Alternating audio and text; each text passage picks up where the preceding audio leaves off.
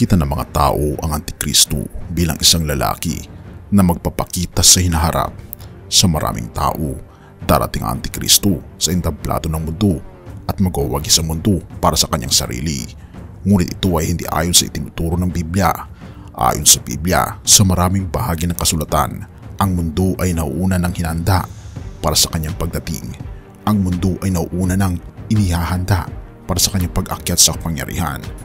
Ang mundo ay nauuna ng inihahanda para sa kanyang pagsamba. Ang mundo ay nauuna ng inihahanda para sa kanyang tatak. Atin itong pag-usapan, mga kaibigan.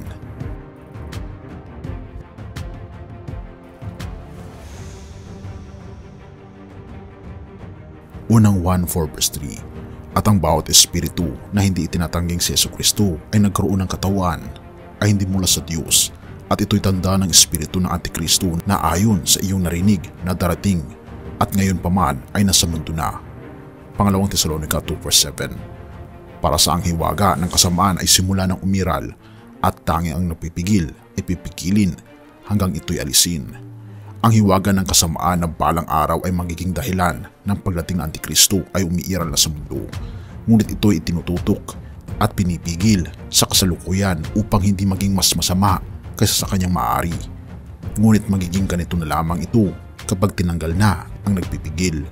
Sa ibang salita, ang kaganapang ito ay magiging Antikristo, at ang tanging dahilan kung bakit hindi pa natin nararating ang kaganapang ito ay dahil pinipigilan pa ang aktibong gumagawa ng kanyang gawain sa pagpipigil ng hiwaga ng kasamaan.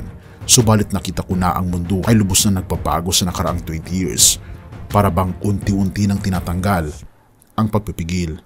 Kung tinitingnan natin ang mga pagbabago sa kultura, nararanasan natin mula sa taong 2000 hanggang sa kasalukuyan. Malaki ito kumpara sa pagbabago ng kultura mula 1980 hanggang 2000. Ang hiwaga ng kasamaan ay nagtatrabaho na. Napapanood ko sa balita na may isang award show na may isang artistang nagpe-perform ng isang awit, at wala akong nakitang mas sataniko sa ginagawa niya. Sa buhay ko, mukhang isang ritual ng Satanas na puno ng imoralidad. Ang pangunahing mga awit ay nakadamit na parang demonyo. Ako'y nagtaka at nag-isip, alam kaya nila ang kanilang ginagawa? Lumaki ako sa panahon kung saan hindi kami naglalaro ng Satanas. Kahit ang mga kaibigan ko sa eskwela na hindi Kristiyano ay alam ito at hindi namin ito ginagawa. Ako'y labis na nagugulat sa libu-libong tao na sumisigaw at nag-aalok, at ang aking isipan ay nagbalik sa pangalawang Tesalonica 2:7. Para sa ang hiwaga ng kasamaan ay simula ng umiral, at ang tanging nagpipigil ay pipigilin hanggang ito'y alisin. Nag-aalala ko na malapit na tayo sa bangin ng hiwaga ng kasamaan. Nakikita natin ang pag-usbong na global na iglesia ng Antikristo. Nararamdaman natin na ang mundo ay lalong nagiging handa na tanggapin ang lalaking ito na siya ay magpapahayag.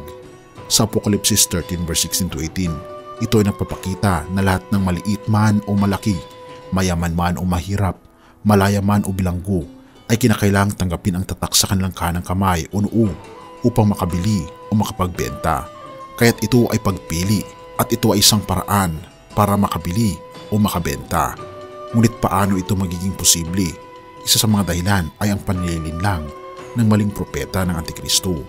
May isa pa ring dahilan, ang pang-aaksa ng walang tatak, walang makakabili o makakapagbenta. At sa mga nakaraang pag-uusap, tinalakay natin ang dalawang dahilan na ito, ang paglilinlang at ang pag-aaksa. Subalit may isa pang dahilan na hindi natin napag-usapan, at ito ay ang mundo na handa na para sa tatak na ito, ang tatak ng halimaw, ang pagsunod sa halimaw at sa kanyang tuntunin, at ang pagtangki sa tuntunin ng ating Panginoong Diyos, dahil binabanggit sa John 14:15, kung ako'y inyong iniibig ay susundin niyo ang aking mga utos. Ano nga ba ang utos ng ating Panginoon? Una, huwag ka magkakaroon ng Diyos maliban sa Kanya. Pangalawa, huwag tayong gagawa ng anumang inukit o anumang mga bagay na mga rebulto na ayon sa banal na kasulatan. Pangatlo, huwag nating babanggitin ang pangalan ng Diyos sa walang kabuluhan. At pang-apat, alalahanin natin ang araw ng Sabat, sapagkat ito ay binigay sa atin ng Panginoong Diyos upang sambahin natin siya sa ikapitong araw. Panglima, sinasabi sa 10 utos na ang panglima ay igalang natin ang ating mga magulang upang humabang ating buhay sa mundong ito. Pang-anim, huwag tayong papatay. Pang-7, huwag tayong mangangalunya. Pang-8, huwag magnanakaw. Pang-9, huwag magsisinungaling o magbibintang ng kamalian sa inyong kapwa. At pang-7 ay huwag mong iimbutin ang pagmamayari ng iba.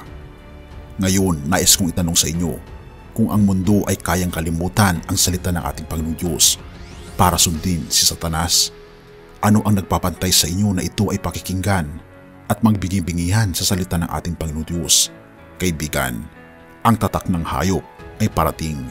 Ito ang mga tao na hindi tumatanggap sa salita ng ating Panginoong Diyos at hindi sumusunod sa kagustuhan ng ating Panginoong Diyos, lalong higit hindi siya tunay na minamahal dahil hindi sila sumusunod sa kanyang mga utos. At ang mga Kristiyano ay hindi dapat maging bahagi sa tatak ng hayop. Dapat tayo magpatuloy sa paglilingkod sa ating Panginoong Diyos, mag-alay ng ating sarili sa Kanya at sa pag-aalay ng mga magagandang balita ng kaligtasan sa mga tao sa ating paligid. Ang tatak ng hayop ay parating, ngunit hindi tayo dapat maging kalahati nito. Dapat tayong maging matapang na magpahayag ng mabuting balita ng kaligtasan na maaring iligtas ang mga tao mula sa kaparusahan ng Diyos. Ito ay panahon ng paghahanda para sa pag-akyat ng mga banal at tayo ay dapat maging handa.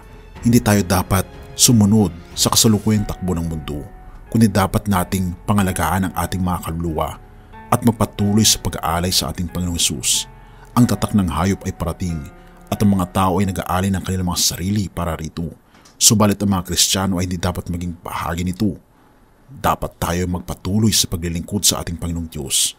Ialay natin ang ating sarili at dapat tayo maging matapang sa pagpapahayag ng mabuting balita ng kaligtasan. At paulit-ulit itong binabanggit ng ating Panginoong Diyos na tayo ay magpasakop sa Kanya ngayon na. Purihin ang ating Panginoong Diyos at salamat kaibigan sa iyong panonood. Tayo manalangin. Ama naming banal, makapangyarihan naming Diyos, kami po'y lubos na nagpapasalamat sa inyo pong pagmamahal sa amin. Tunay nga po Panginoon na ang mundo po namin ay papunta na sa mundo ng kawakasan. At ang tatak ng hayop ay inihahanda na upang sa ganoon tatakan ang mga tao na hindi sumusunod sa inyo. Ngunit naniniwala kayo Panginoon sa inyo pong selyo, ang selyo ng katotohanan na inyo pong tatatakan ang mga taong nananampalataya sa inyo. Tulungan kami Panginoon na maging handa sa inyong tatak para sa amin at na po'y pakalinisin kami upang ang banal na Espiritu ay mamuhay at mamayani sa aming puso't isipan mula ngayon. Patawarin po kami sa lahat ng aming pagkukulang at pagkasala at gabayan po kami sa pangalan ng aming Panginoong Hesus. Amen.